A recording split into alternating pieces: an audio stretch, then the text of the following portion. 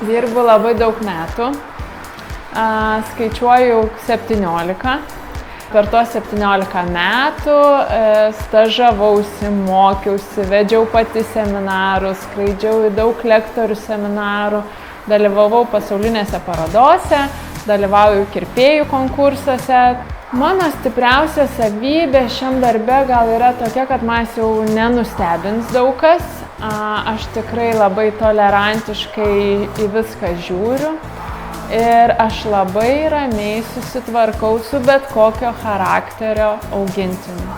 Ir taip pat matau, kad ir šunim, dirbat su manim, jiem yra labai ramu. Aš ne tik darbe, bet ir po darbo beprotiškai domiuosi tendencijom, gydytojų seminarais, kartu ir kirpėjų, ir technikos, ir viską. Tai kas man patinka, kad aš galiu čia apjungti visas savo žinias. Tai jeigu šuniukai galėtų kalbėti, po procedūros jie pasakytų, kad aš sugrįšiu ir vėl.